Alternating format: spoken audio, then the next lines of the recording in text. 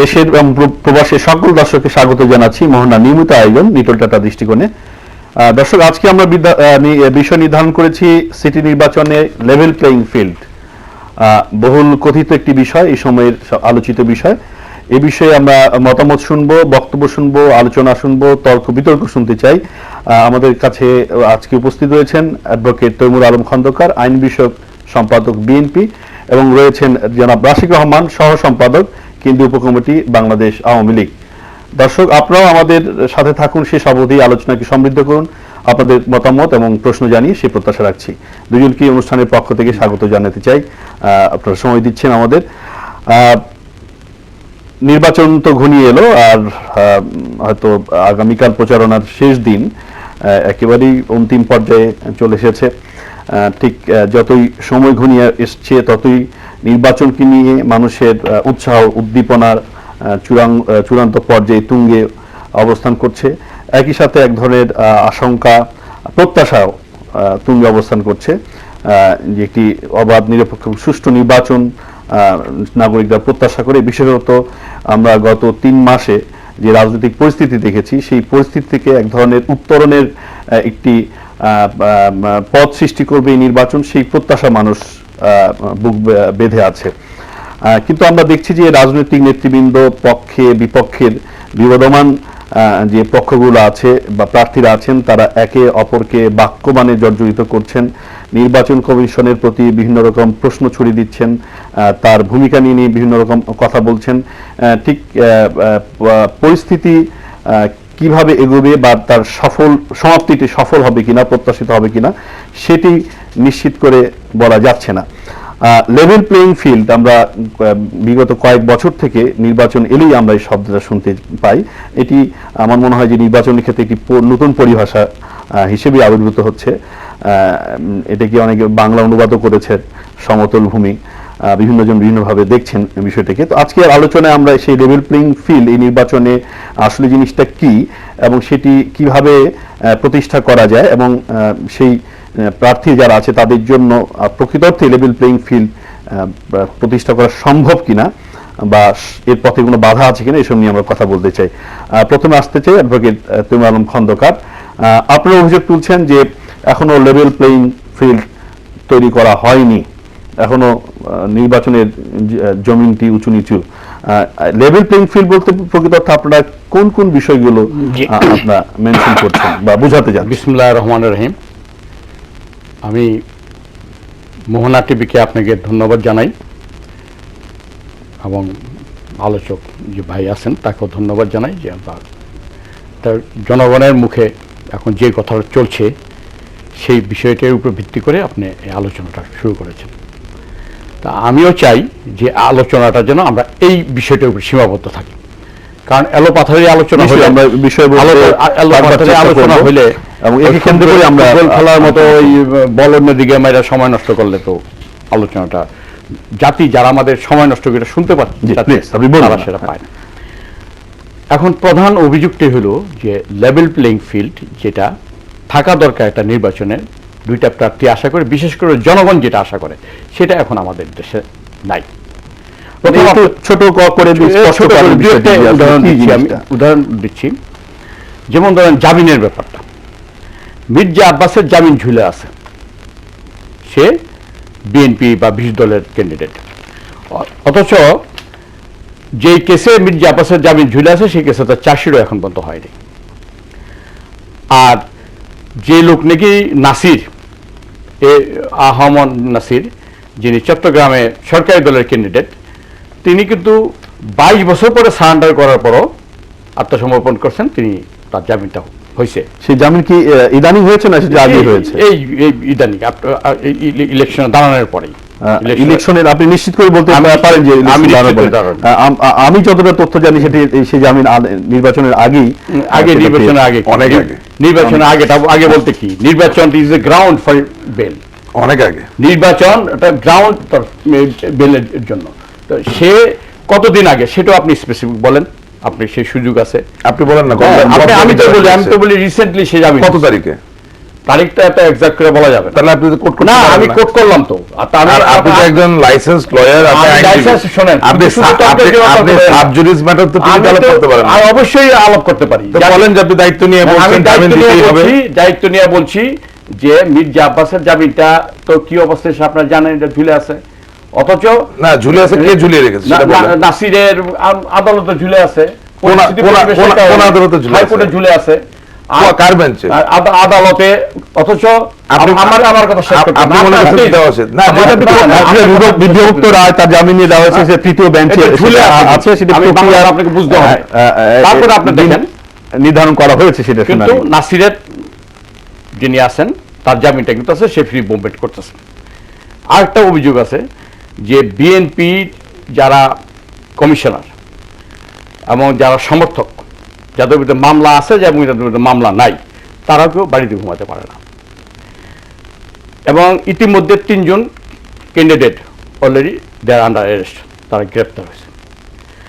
আরেকটা বিষয় আপনি দেখেন যে বিএনপি চেয়ারপারসন যখন তিনি মুভমেন্ট করেন তখন তার গাড়িতে হামলা হচ্ছে। পত্রিকা বলতেছে, এই আপনি প্রথম আলো পত্রিকার এখানে দেখলাম, বাবু থাকে দেখলাম, পত্রিকা আমি ক্যাটাগরিক্যাল ছবি সহ বলছে যে ছাত্রলীগের লোক। এবং ঢাকা আরেকজন ঢাকা দক্ষিণের আনিসুল হকের সাথে প্রচারণা করতেছে, সেই ছবি সহ এটা প্রকাশ হয়েছে যে তার লোক, তারা এই হামলা করতেছে। এবং আনিসুল হক নিজেও বলছে যে না, এটা আমার এই নির্বাচনের জন্য একটা প্রভাব ফেলবে। সেও বলছে যে এটা বিচার হওয়া উচিত। তা আমার কথা হলো যে এই লেভেল প্লেইং ফিল্ডটার দায়িত্ব নির্বাচন কমিশন এবং সরকারের। কারণ এই নির্বাচন কমিশন যতই নিরপেক্ষ বলেন, দুদক যতই নিরপেক্ষ বলেন, আমাদের দেশের সকল নিরপেক্ষ প্রতিষ্ঠানই সরকারের মুখের দিকে তাকায় থাকতে হয়। এখন আপনি বলবেন যে খালেদা জিয়ার বিরুদ্ধে এই অভিযোগ, ওই অভিযোগ, ওই অভিযোগ, ওই অভিযোগ কিন্তু হয়ে থাকে। 38 দিনের মধ্যে তো আপনি ওয়ারেন্ট তার বাসায় ধরতে পারেন। জনাব আপনার কাছে আসবো, আজকে একটা ঘটনা বলি, একটা ঘটনা শেষ করে দিই। সেটা হলো যেমন নামাজ পড়া নিয়ে দক্ষিণের যে সরকার দলীয় ক্যান্ডিডেট, তিনি কিন্তু বাইতুল মুকাররমে নামাজও পড়ছেন, তিনি বক্তব্য রাখছেন, এটা আমার কোনো আপত্তি নেই। কিন্তু তাবিদ আউয়াল কিন্তু মসজিদে ঢুকতে পারে না। যে মসজিদে গেছে নামাজ পড়ার জন্য এবং সেখানে সে কিছু বলতে চায়, স্বাভাবিকভাবে সে ক্যান্ডিডেট সে বলতে পারে, সেখানে কিন্তু তাকে ঢুকতে দেওয়া হয়নি। অর্থাৎ এই চারিদিকে পারিপার্শ্বিক অবস্থা নেই। ধন্যবাদ। আমরা এখানে কয়েকটা পয়েন্ট আমি পিক করেছি রাশিদ রহমান আপনার কাছে, যে আর কোনো প্রশ্ন নাই, তিনি যে প্রশ্নগুলো অবতারণা করেছেন যে লেভেল প্লেইং ফিল্ড হচ্ছে না। প্রথম কথা হচ্ছে, আপনাকে ধন্যবাদ, ওনার প্রতি সম্মান রেখে একটা কথা বলতে চাই। সেটা হচ্ছে আজমর নাসির সাহেব ইলেকশনের তফসিল ঘোষণার অনেক আগেই তার যেসব মামলা আছে সেগুলোর জামিন প্রাপ্ত। আর আমি জামিন দেওয়া জামিন না দেওয়া নিয়ে খুব বেশি কথা এই কারণে বলতে চাই না, কারণ বাংলাদেশের কমন লতে সাব জুডিস ম্যাটার নিয়ে কথা বলা উচিত না।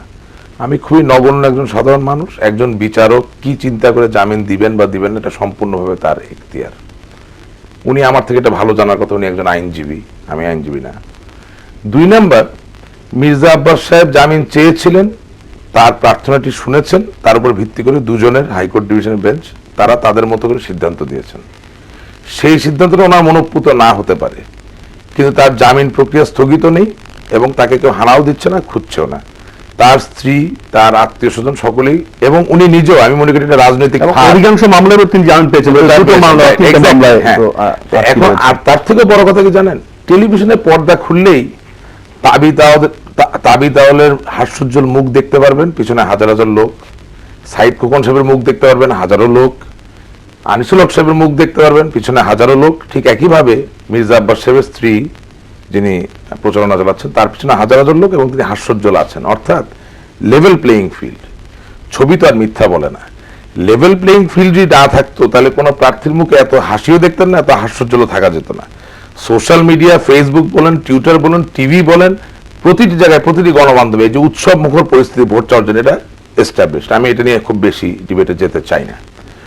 আমার কাছে যেটা আশ্চর্য লাগছে, উনি কাউন্সিলরদের জামিনের কথা বলছেন, মামলার কথা বলছেন।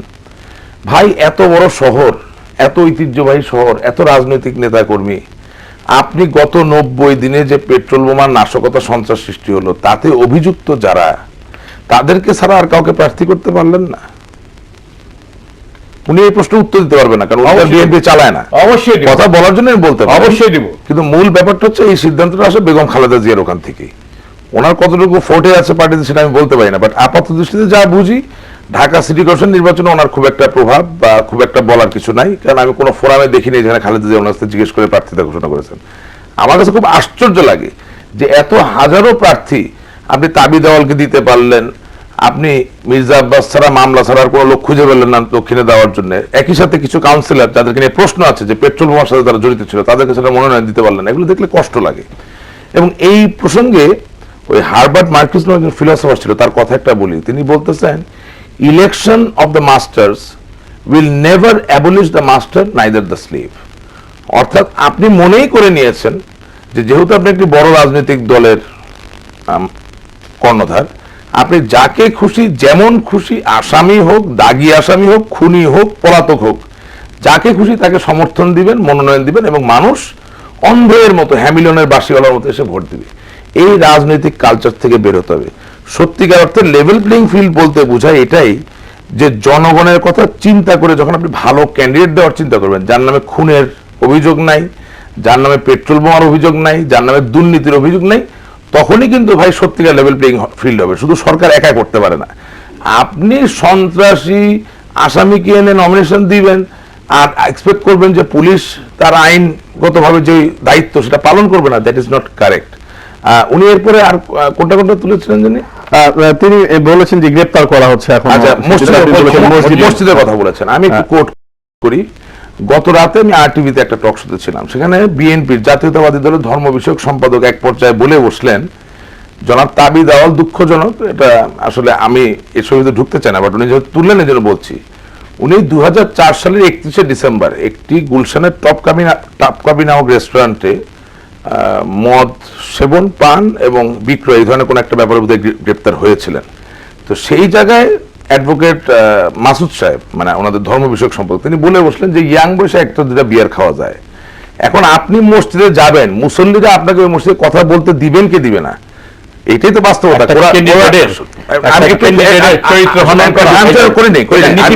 আমি করছি না,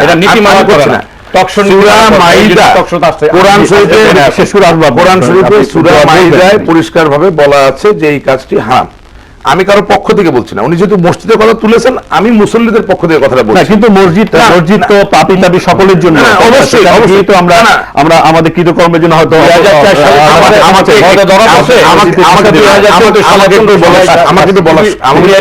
আমাকে একটু বলার সুযোগ দেন, শেষ করুন। মসজিদে নামাজ পড়াইতে ওনাকে বাধা দেয় নাই, উনি বক্তব্য দিতে পারবেন কিনা সেটার উপর হয়তো বাধা এসেছে। সেটা তো নির্বাচন একটু শেষ করি, কথা শেষ করতে দিবেন না, আপনি তো বলছেন আমাকে উত্তর দিতে দেন। If you have the courage let me finish. মসজিদের মুসল্লি ওই সমাজ কোন ব্যক্তিকে মসজিদ ঢুকতে দিবেন বা দিবেন না সেটা তো নির্বাচন কমিশন নিয়ন্ত্রণ করে না, সেটা সরকারও নিয়ন্ত্রণ করে না।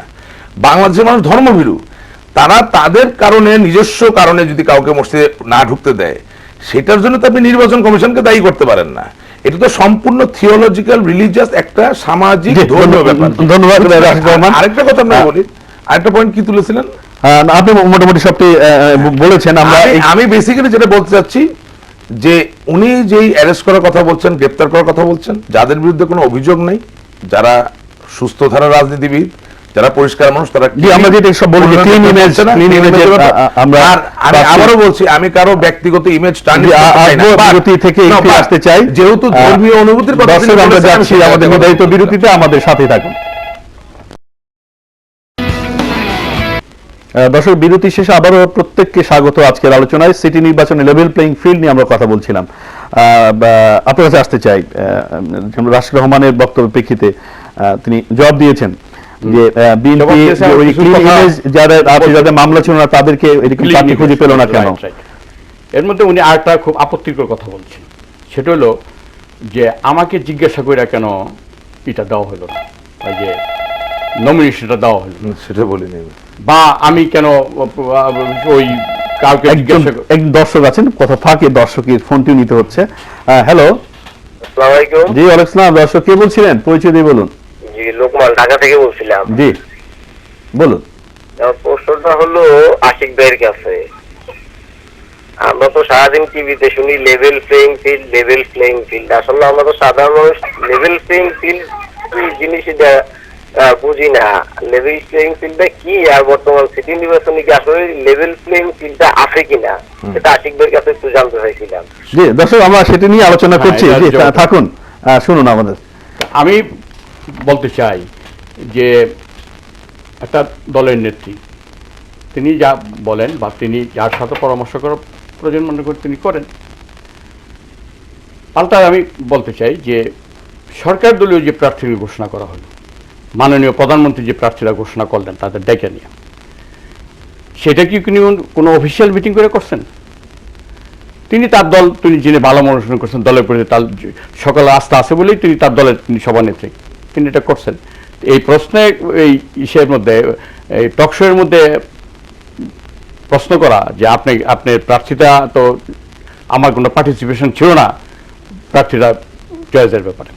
আরেকটা আপনি বলছেন যে দুর্নীতির অভিযোগ নেই এমন ক্লিন ইমেজের লোককে নমিনেশন দেওয়া উচিত। তো দুর্নীতির, কেবল দুর্নীতি না, বা আরো বলি এই অভিযোগ, এই সাবেক দুইজন প্রধানমন্ত্রী এবং বর্তমান প্রধানমন্ত্রী, এদের সাথে আমি জেল খাটছি। দুর্নীতি মামলাটা কার ছিল না? মাননীয় প্রধানমন্ত্রী সহ এই বর্তমান, এর আগে যে স্বরাষ্ট্রমন্ত্রী ছিলেন মখা আলমগীর, তারপর বর্তমান যে স্বাস্থ্যমন্ত্রী মোহাম্মদ নাসিম, ওবায়দুল কাদের, তাদের তো যে আমি জেল পার্টনার, তাদের সাথে জেল খাটছি। তাদের দুর্নীতি মামলাটা সব তারা ক্ষমতায় আসার সাথে সাথে উধাও হয়ে গেল। আমাদের বিরুদ্ধে যে মামলাগুলি করা হয়েছে সেই মামলাগুলি রয়ে গেল, সেই মামলাটা সাজার দিকে যাচ্ছে। এইটাও লেভেল প্লেইং ফিল্ডের, যে লেভেল প্লেইং ফিল্ড যে নাই এটাও একটা প্রমাণ। কারণ আপনি দুদক মামলা দিল, একই অথরিটি, একই আইনে মামলা হইল। যারা সরকারে আছে, সরকার গঠন করতে পারলো, তাদের মামলা সব হোয়াইট ওয়াশ হয়ে গেল। আর যারা বিরোধী দল আছে তাদের মামলা একটার পর একটা মামলা পেয়ে থাকে। আরেকটা বিষয় যে মির্জা আব্বাসের ব্যাপারে যে কথাটা অর্ডারটা হয়েছে, সেই অর্ডারটা হয়েছে যে তিনি তার দ্বিখণ্ডিত মামলা আছে, দুই জজ রায় সেটা দিতেই পারেন ওনাদের দর্শক আছেন, ফোনটি কিন্তু কথা হলো যে এই অর্ডার আছে যে মির্জা আব্বাস কোনো প্রচার করতে পারে। এই ফোনটি নিয়ে। জি হ্যালো হ্যালো হ্যালো, জি হ্যালো, কে বলছিলেন প্লিজ? আসসালামু আলাইকুম, আমি রিতা বলছি জি বনানী থেকে। জি বলুন। যে আমার প্রশ্নটা হলো জনাব তৈমুর আলম খন্দকারের কাছে। আমি বলতে চাচ্ছি যে নির্বাচন আসলে লেভেল প্লেইং ফিল্ড নামে কথাটা আমরা বেশ জোরে সোরে শুনি, কিন্তু সিটি কর্পোরেশন নির্বাচন তথা স্থানীয় সরকারের নির্বাচনগুলো কিন্তু নির্দলীয়। কিন্তু আমরা কি দেখতে পাচ্ছি যে বিএনপি নেত্রী একটা জোটের চেয়ারম্যান, একটা দলের প্রধান, তো তিনি কিন্তু সেই সুবিধাটা পাচ্ছেন, অথচ নির্বাচনটা কিন্তু দলীয় না। উনি অবাধে ওনার প্রচারণা চালাচ্ছেন, কিন্তু আরেকজন ব্যক্তি হলেন যিনি সরকারের প্রধানমন্ত্রী, মাননীয় প্রধানমন্ত্রী শেখ হাসিনা, তিনি কিন্তু এটি পাচ্ছেন না। তাহলে আমরা তো দেখতে পাচ্ছি যে আসলে লেভেল প্লেইং ফিল্ড হচ্ছে না। এ ব্যাপারে আপনার মন্তব্য কি? আর আরেকটি কথা হলো যে বেগম জিয়া যে গাড়ি বহন নিয়ে নির্বাচনী প্রচারণা করছেন, এটি তো ঠিক না। নির্বাচন কমিশন তাকে বারবার সতর্ক করেছে। তো উনি একটি দলের দায়িত্বশীল প্রধান হয়ে এটি কিভাবে করেন? জি ধন্যবাদ। আইনজীবী, আপনার কাছে জানতে ধন্যবাদ আপনাকে, গুরুত্বপূর্ণ দুটি প্রশ্ন করেছেন। আমার প্রশ্নটি করেছেন, জবাবটি। আমার জবাব হলো এই যে খালেদা জিয়া শুধু দলীয় নেত্রী না, তিনি এই ঢাকা সিটি কর্পোরেশনের একজন ভোটার। এবং এই যে বর্তমান প্রেক্ষাপট, এবং মাননীয় প্রধানমন্ত্রীও কিন্তু সংসদে তিনি তার বক্তব্যে বলছেন যে এই নির্বাচনগুলো এখন দলীয় ব্যানারে হওয়া উচিত। দলীয় ব্যানারটা কিন্তু শুরু করছেন মাননীয় প্রধানমন্ত্রী ফার্স্ট। না সেটা শুরু করতেন হলো কাগজ কলমে, কাগজ কলমে, কারণ কোনো কিছুই কাগজ কলমে থাকে না।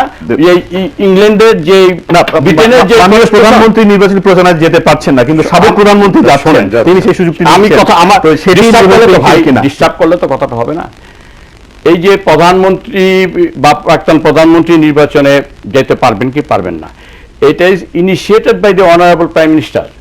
কারণ তিনি যখন আমাদের দেশের প্রেক্ষাপটটা কি, তিনি যখন ডাইকা বইলা দেন যে এই দুইজন আমার candidate, this enough to A message তো ওসির থেকে শুরু করে ও থানার দারোগাতে শুরু করে নির্বাচন কমিশন পর্যন্ত, এটা একটা মেসেজ।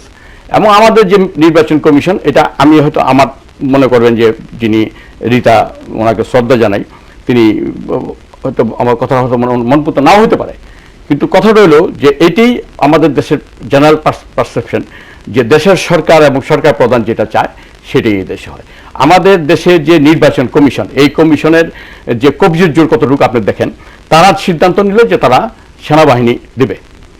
এরপরে যখন সুরঞ্জিত সেনগুপ্ত ধমক দিল যে নির্বাচন কমিশন চাইলেই সেনাবাহিনী আসবে না, তবে সেখানে দেখেন আপনি যখন যানজট নিরসনের জন্য আপনি সেনাবাহিনী ব্যবহার করতে পারেন, আপনি হাতির ঝিল বানানোর জন্য সেনাবাহিনী ব্যবহার করতে পারেন, যে কোনো ক্র্যাকডাউনের মধ্যে সেনাবাহিনী ব্যবহার করতে পারেন। আর এখানে কি অর্ডার বলতে পারি, অনেক পয়েন্ট হয়ে গেছে। আর এই অর্ডারটা কি, এই যে আপনার যে আসলো যে সেনাবাহিনী ব্যারাকে থাকবে, তারা ওই ক্যান্টনমেন্টে থাকবে, তো এইটা থাকা আর না থাকা তো সমান। আপনি যদি বিএনপির পক্ষ থেকে কি বলা হয়েছে, তারা বলছে যে বিচারিক ক্ষমতা সহ তাদের মুভমেন্ট করার সুযোগ দাও। একটা লোকের হাত পাও ছাড়া ও তার ক্ষমতা ছাড়া, তারা দাঁত নখ ছাড়া আপনি তাকে ক্যান্টনমেন্টে বসায় রাখলেন আর বললেন যে আপনি সেনাবাহিনী দিলেন, এগুলি বুঝার মতো মেধা শক্তি এখন সাধারণ মানুষ। ধন্যবাদ। আমি আসবো আপনার কাছে, রশিদ রহমান। আচ্ছা, প্রথম কথা হচ্ছে আপনি আমাকে ইকুয়াল সময় দিবেন, নিশ্চয়ই লেভেল প্লেইং ফিল্ড রাখবার চেষ্টা করব। হ্যাঁ দেন, তাকে সময় দেন। এটা হচ্ছে ন্যায্যতার প্রশ্ন, এবং আমি আশা করবো আমার মুরব্বী আমার কথার মাঝখানে কথা বলবেন না, আমি বলি নাই।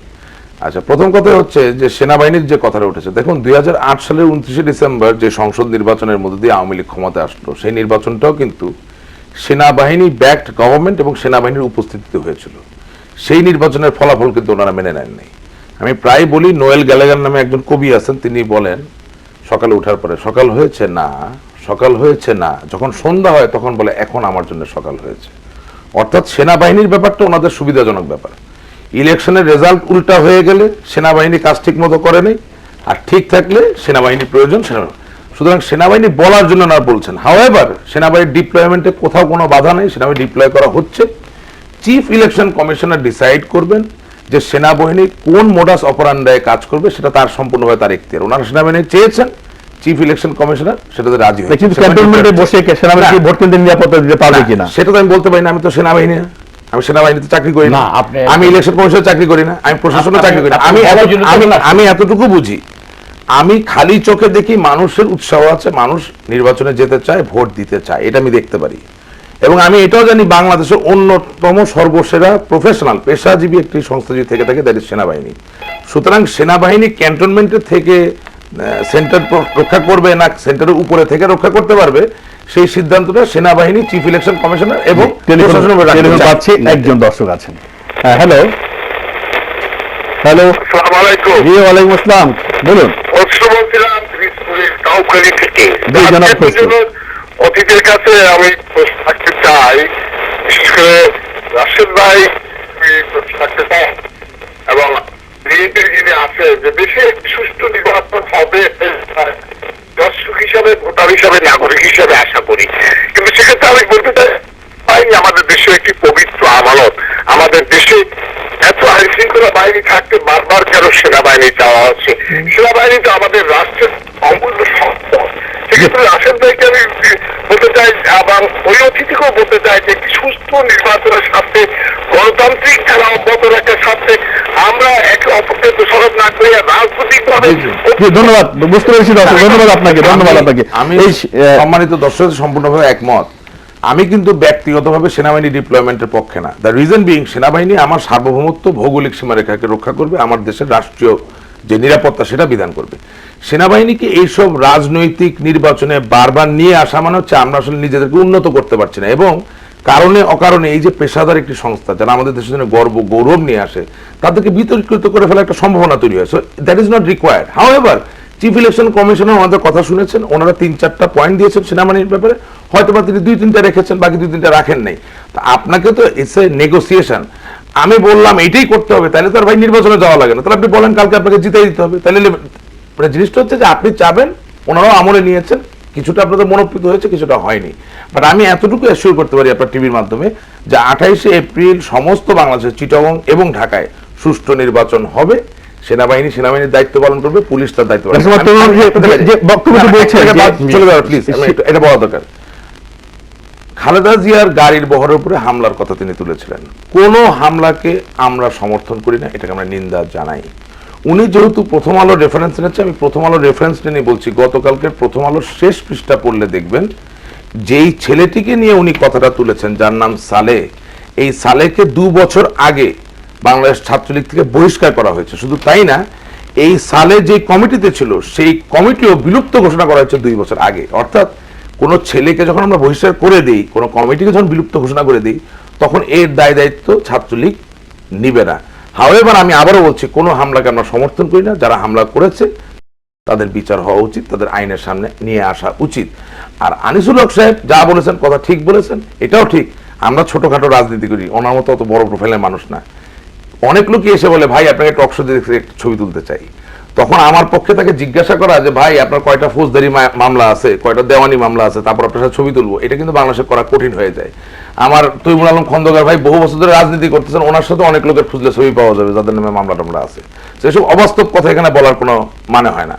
যিনি অপরাধ করছেন তার বিচার করতে হবে, তাকে শাস্তি দিতে হবে। আর 2 নাম্বার, উইথ ডিউ রেসপেক্ট, যাতে আপনার সামনে দর্শকরা আমাকে ভুল না বোঝে, আমি ওনাকে ছোট করার জন্য কথাটা বলিনি। আমি বলেছি বেগম খালেদা জিয়া কারোর সাথে কথাবার্তা না বলেই ক্লিন ইমেজের ক্যান্ডিডেট দেন নাই। আর সবার নামে ঢালাওভাবে দুর্নীতি মামলা আছে বলে আমি দুর্নীতি মামলা ছাড়া কাউকে ক্যান্ডিডেট করতে পারবো না, এই কথাটা ঠিক না।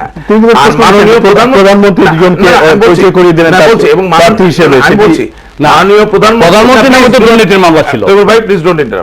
মাননীয় প্রধানমন্ত্রী এই দেশের প্রধানমন্ত্রীর পাশাপাশি কিন্তু বাংলাদেশ আওয়ামী লীগ নামীয় ঐতিহ্যবাহী অতি প্রাচীন একটি রাজনৈতিক দলের সভানেত্রী।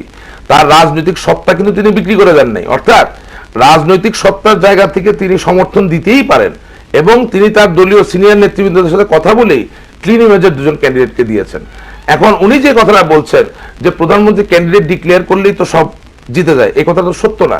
কারণ এর আগে 5টি সিটি কর্পোরেশন নির্বাচনে কি আওয়ামী লীগ সমর্থিত প্রার্থী ছিল না? সেখানে কি ওনাদের প্রার্থী জিতেনি? দুঃখজনক বিষয় হচ্ছে নারায়ণগঞ্জের সিটি কর্পোরেশন নির্বাচনে তৈমুর আলম খন্দকার সাহেব অন্যায়ভাবে তাকে বসে যেতে বলা হয়েছে। হয়তো থাকলে উনি ওখানে জিততে পারতেন। মানে দুঃখজনক হচ্ছে, কালোকে কালো বলি না, সাদাকে সাদা বলি না। আপনি 5টা সিটি কর্পোরেশন নির্বাচনে জিতলেন, যেখানে আওয়ামী লীগ মাননীয় প্রধানমন্ত্রী না আওয়ামী লীগ বা মাননীয় প্রধানমন্ত্রীর সমর্থিত প্রার্থীরা হেরে গেল। তারপরে আপনি এখন বলছেন যে এই একই প্রধানমন্ত্রী মাননীয় প্রধানমন্ত্রী শেখ হাসিনা উনি সমর্থন দেওয়া মানেই তারা জিতে গেছেন। No, that is not correct. বাংলাদেশের মানুষ আজকে অনেক সচেতন। আপনারা সবাই 28শে এপ্রিল দেখবেন মানুষ ভোট দিবে, যাকে খুশি তাকেই ভোট দিবে, এবং তার মধ্যে দিয়ে তারা তার মেয়রকে নির্বাচিত করবে। আমি শুধু একটা কথা বলতে চাই, আমি ওর সাথে ঝগড়া করে সময় কাটাচ্ছি, আমি সিম্পল কথা, আমি প্রায়শই টেলিভিশনে দেখেছি লেভেল প্লেইং ফিল্ড হবে কিভাবে। শুধু পুলিশ আর আর্মি দিয়ে লেভেল প্লেইং ফিল্ড হয়? টেলিভিশনের ক্যামেরার সামনে দাঁড়ায় যদি আপনি তথ্য বিভ্রাট ঘটায় কথা বলেন,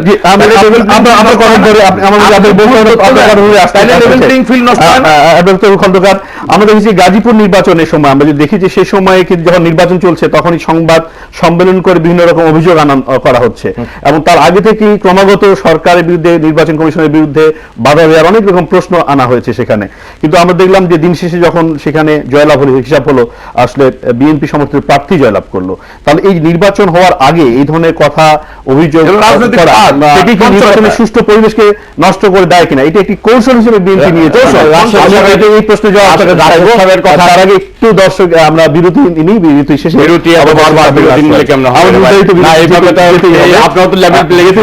সময় আমাদের কথা বলতে ঠিক না যাচ্ছে আমাদের নির্দিষ্ট বিরতি।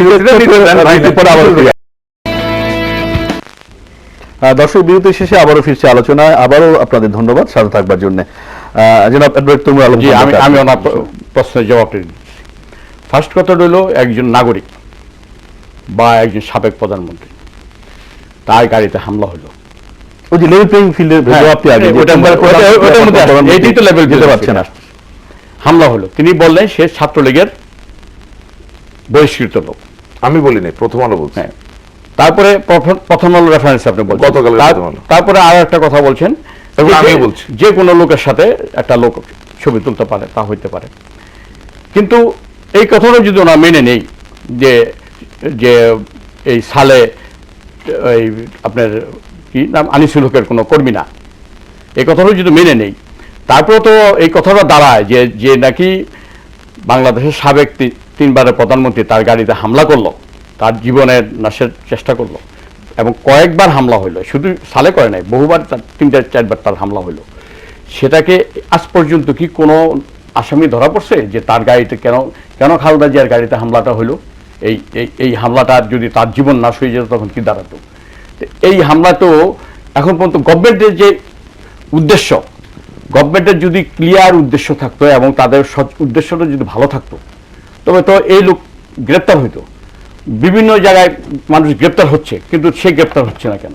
এবং এই কারণেই যে পুলিশের উপর আমরা সেনাবাহিনী কেন চাই, যে পুলিশের উপরে তো বিরোধী দল আস্থা রাখতে পারতেছে না, বা অন্যান্য আইন শৃঙ্খলা রক্ষাকারী দেশ চলছে, দেশ চলবে, চলছে। পুলিশ গত 200 বছর আগে ছিল, স্বাধীনতা যুদ্ধে পুলিশকে মারা হয়েছে ছোট করে। পুলিশের সব লোক খারাপ না, কিন্তু কত হলো পুলিশকে আপনি যেভাবে চালাবেন, আপনি সরকার, আবার সেনাবাহিনীর দ্বারা নির্বাচন যেটা মানে না, আপনি সরকার কথার সময় কথা বলেন না। আবার না, আপনি ধরবেন কেন? আমি বুঝি না। আপনি আগে ধরলেন না, আমি বুঝি না। সমান করলেন কথার মতো করে রেগেছে না, ডিস্টার্ব করবেন না প্লিজ।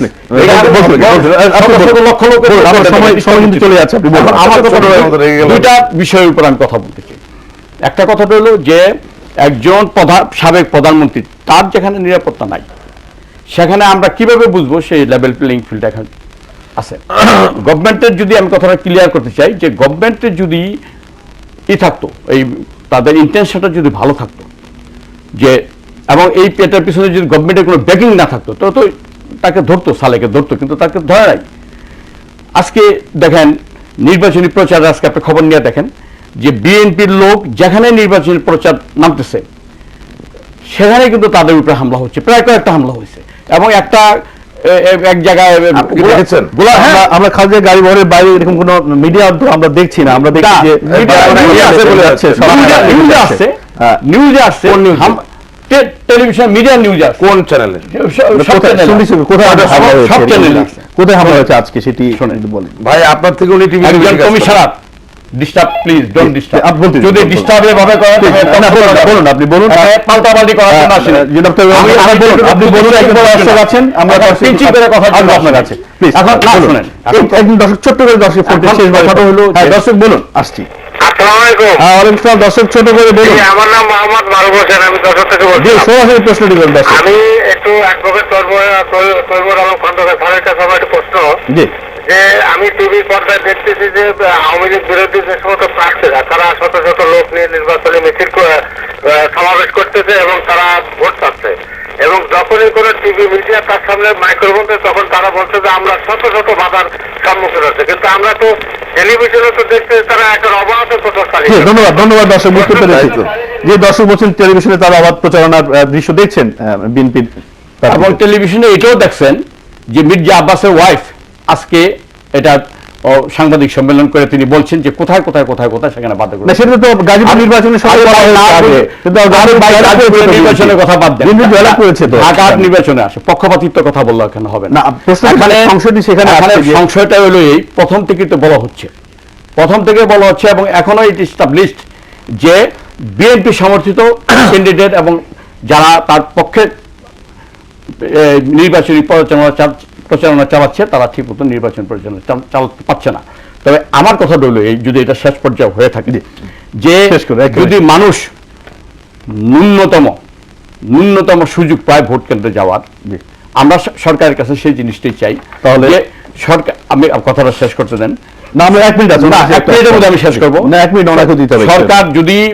সরকার যদি চায় তবে এখানে একটা সুষ্ঠু নির্বাচন হতে পারে।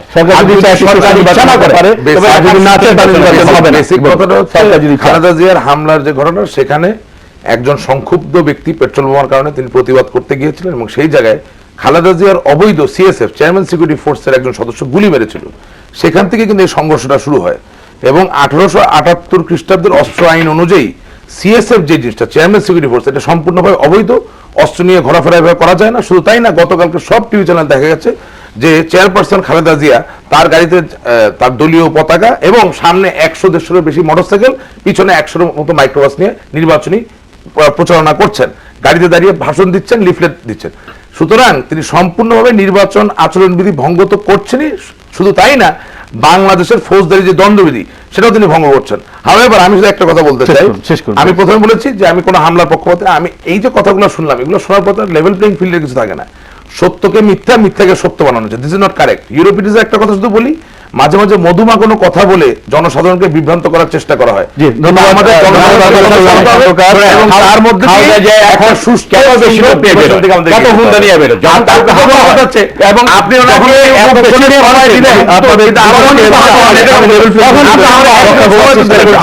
দুজনকে সমান সুযোগ দেওয়ার চেষ্টা করেছি, দুজনকে চেষ্টা করেছি এবং পেরেছি। আপনাদের ধন্যবাদ দুজনকে অনুষ্ঠানের সময় দেওয়ার জন্য। প্রিয় দর্শক, এই ছিল আজকে আমাদের আলোচনা। আমরা একটি প্রত্যাশার নির্বাচন চাই, এটি আকাঙ্ক্ষার নির্বাচন হোক এবং শান্তিপূর্ণ নির্বাচন, সুষ্ঠু নির্বাচন হোক, নিরপেক্ষ হোক, সেটি প্রত্যাশা করি। যে কোনো মূল্যে সেটি আমরা চাই। সবাইকে ধন্যবাদ জানিয়ে শেষ করছি। আগামী সপ্তাহে অন্য কোনো বিষয় নিয়ে দেখা হবে। সে পর্যন্ত ভালো থাকুন, মোহনার সাথেই থাকুন। শুভরাত্রি। আমরা একটা সুষ্ঠু